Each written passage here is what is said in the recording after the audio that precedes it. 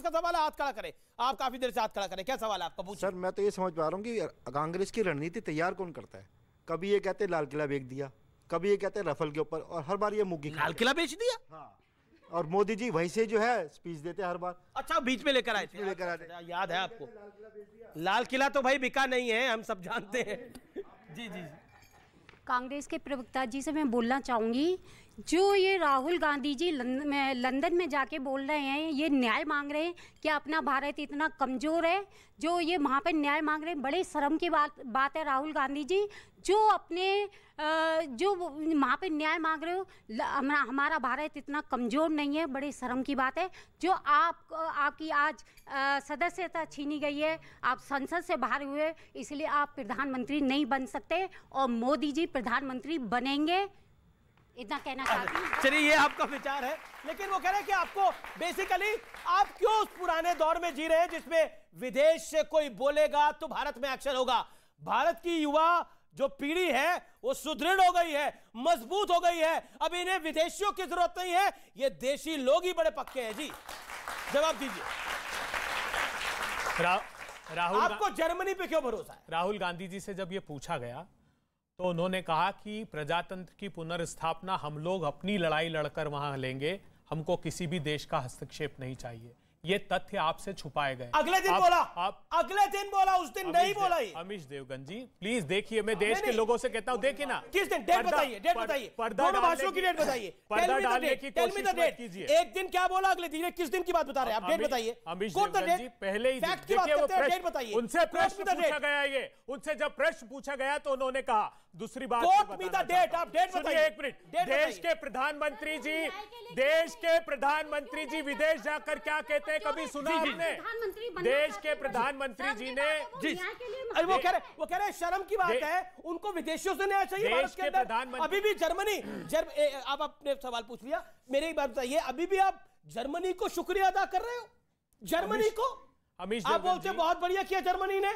Germany कौन होता है भारत के अंदर बोलने वाला? देश के प्रधानमंत्री जब विदेश जाते हैं तो क्या कहते हैं? 2014 के पहले इस देश में जन्म लेने में शर्म आती थी, तब देश का अपमान आपको दिखाई नहीं देता है। जब कोरिया में और चीन में जाकर वो ये बात कहते हैं। देखिए, ये भारतीय जनता पार्टी सिर्फ इसके पीछे छुपना चाहती है, क्योंकि अनैतिक तरीके से भारत राहुल गांधी की सदस्यता छीनी इन लोगों ने। वहां पर एक 10 सेकंड अमीश जी, एक 10 सेकंड दीजिए, एक सिर्फ 10 सेकंड ले लीजिए। 10 सेकंड देखिए, राहुल गांधी जी के साथ क्या किया। राहुल गांधी जी के खिलाफ एक याचिका लगाई, याचिकाकर्ता ने, राहुल गांधी जी के प्रत्यक्ष बयान हुए, वो कोर्ट गए और उन्होंने कहा कि बार बार बुलाइए राहुल गांधी को। जज ने इनकार कर दिया, खुद ने हाई कोर्ट से स्टे लिया। उसके बाद जब 7 फरवरी 23 को राहुल गांधी जी ने भाषण दिया अडानी के खिलाफ, वो स्टे वेकेट कराने गया, ये कह के नए एविडेंस आ गए, जबकि कोई नए एविडेंस नहीं आए थे। हमने गुहार लगाई जज से, हमने जज से गुहार लगाई कि हमने कहा सीआरपीसी के 202 में अमित शाह से सवाल पूछा, अमित शाह ने न्यूज़ 18 के मंच पे सवाल पूछा गया,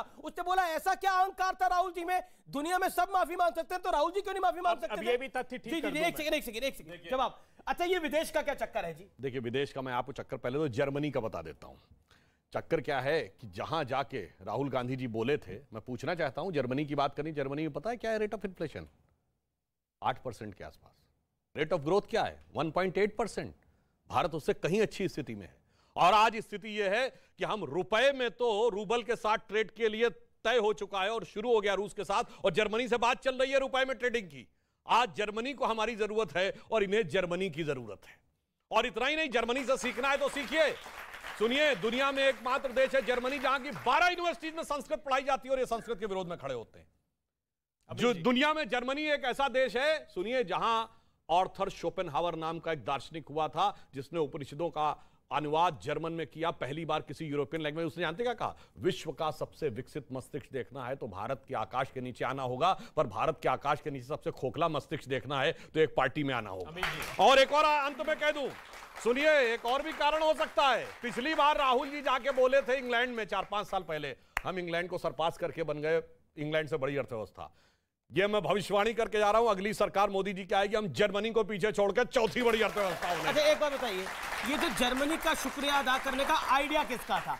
किसका आइडिया था जर्मनी का शुक्रिया अदा करने का? आपका तो नहीं होगा, मैं जानता हूं। आइडिया किसका था बताइए, खुलासा करिए। सिर्फ एक 10 सेकंड पहले सुधांशु जी की बात का जवाब दे दो। विश्व का कोई और देश नहीं जिसके 12 करोड़ लोगों ने रोजगार के अवसर खो दिए, और कोई देश नहीं जिसके 84 करोड़ लोगों की आमदनी घट गई। विश्व का और कोई देश नहीं जिसमें 400 रुपए का गैस का सिलेंडर 1000 रुपए का पार हो गया, 200 रुपए पार दाल और तेल हो गए। और उस समय क्या हुआ, जब जब भारत पर आपदा आई है तब तब अडानी जी की कंपनी ने ग्रोथ की है। नोटबंदी के समय पार्लियामेंट्री कमेटी ने बोला और आरबीआई ने कहा कि नोटबंदी और गलत जीएसटी से एमएसएमई तबाह हो गया, लेकिन अडानी जी की कंपनियां ग्रोथ कर रही थी। 10 सेकंड मांगे थे। पब्लिक के भी सवाल है, पब्लिक के भी सवाल है। आपका सवाल क्या है?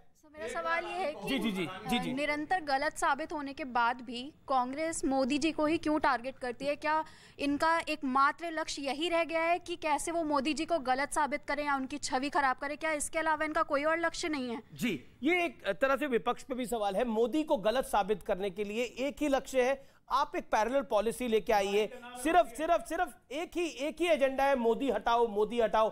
केजरीवाल तो कितने अपशब्द कह रहे हैं, और वो विधानसभा की प्रोटेक्शन में ये सब बातें कह रहे हैं। अगर सड़क पे कहेंगे तो फिर उन पे भी मानहानि होगी। और सोचिए, वो केजरीवाल एक आपके लिए ये सीखने वाली बात है।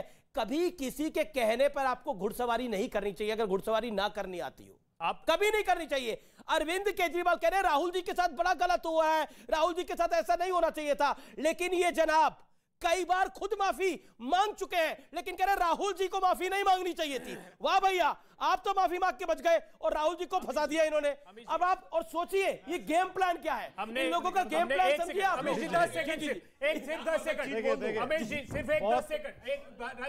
सबसे 10 सेकंड ले रहे हैं? नहीं बस किसी को दे 10 सेकंड नहीं रहे आप। नहीं, हमारी देश की बिटिया ने पूछा कि मोदी जी को हटाना, हम तो मोदी जी से आग्रह कर रहे हैं, मोदी जी महंगाई हटा दीजिए, बेरोजगारी हटा दीजिए। चीन भारत की सीमा में घुसकर बैठा है, मोदी जी हटा दीजिए। वो कहते हैं राहुल को हटाओ, राहुल का घर छीन लो। मोदी जी जब ये तय कर रहे हैं तब प्रजातंत्र पर आघात कर रहे हैं। नहीं, अब राहुल जी के पास कोई घर नहीं है, लेकिन समूचे देश के हृदय में उनका वास है। और मैं आज फिर बताना चाहता हूं, अरे सब घर देने को तैयार है। मल्लिकार्जुन खड़गे घर देने को तैयार है, कांग्रेस में नेताओं की लाइन लग गई है घर देने के लिए। आप एक घर लोगे राहुल के पास? कितने घर है राहुल जी के पास? समूचा 140 करोड़ लोगों का देश। 140 करोड़ लोगों का घर है, बताइए। नहीं वो तो वैसे मैं एक बात क्या करिएगा? मैं एक थोड़ा लोगों की जानकारी के लिए बात बता दूं। जर्मन भाषा का एक शब्द है जो हम सब ने सुना है जिंदगी में, अरे और प्रयोग किया।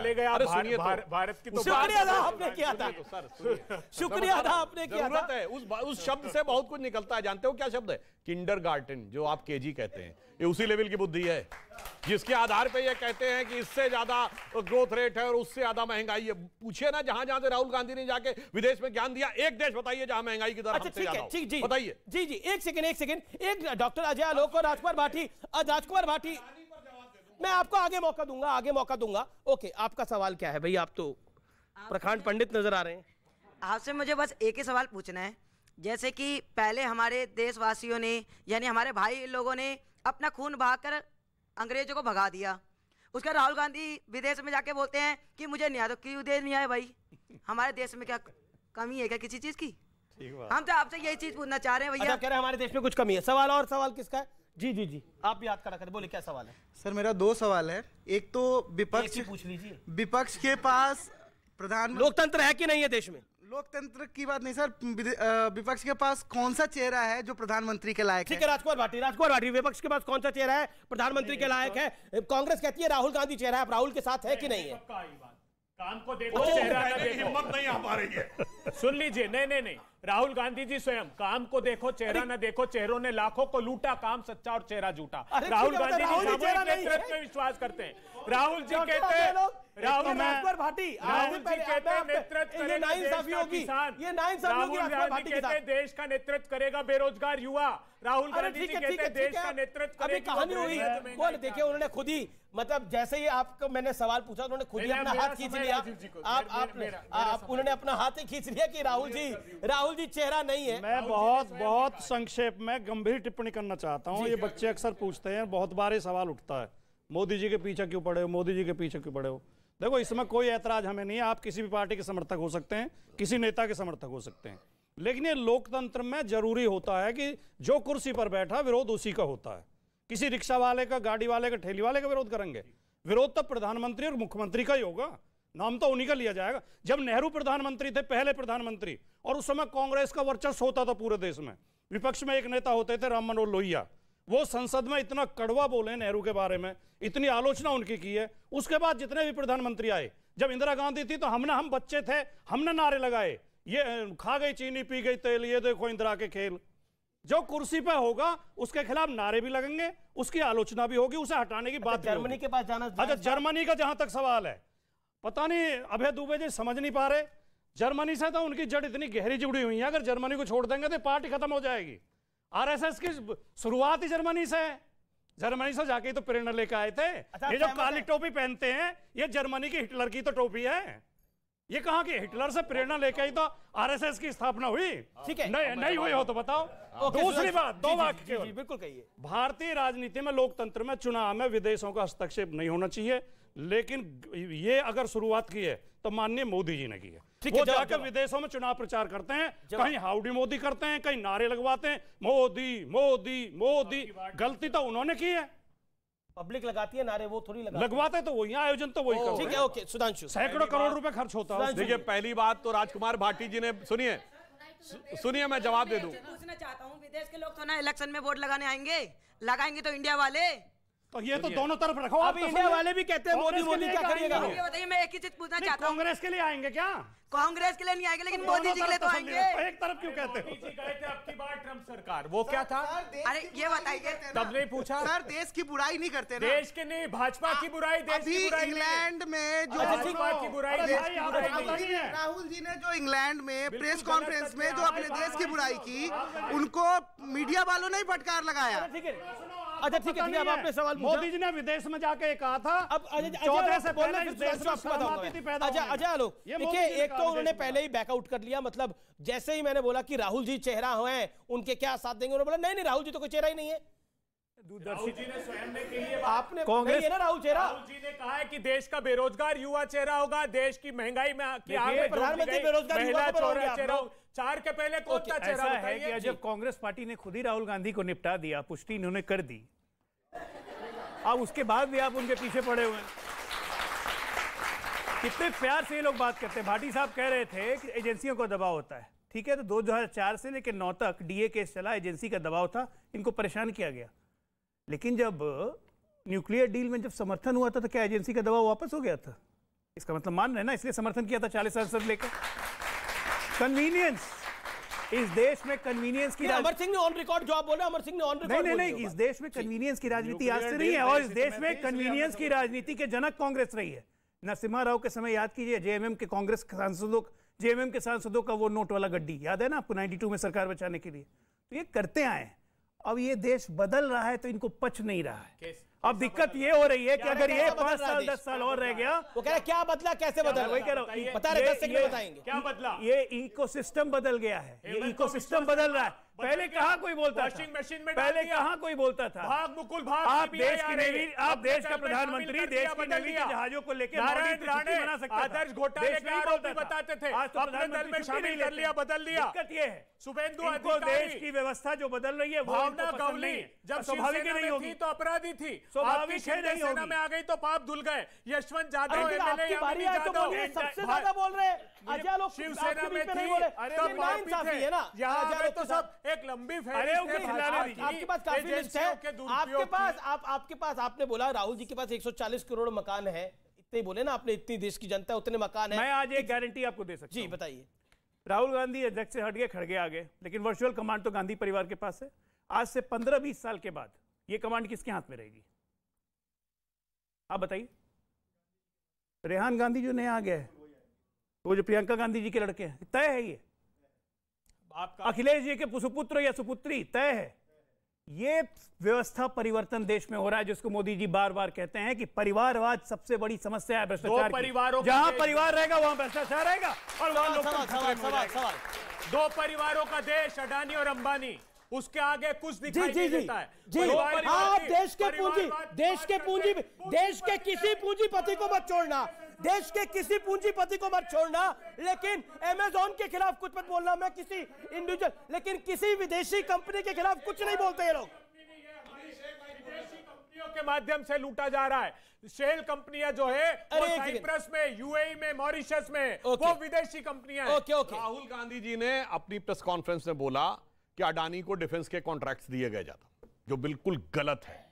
सबसे ज्यादा मिले हैं एलएनटी को, मगर और एयरबस का कॉन्ट्रैक्ट किसको मिला है? अरे टाटा भाई, को। रशिया एक मिनट, था पूरी ही बात नहीं। मैं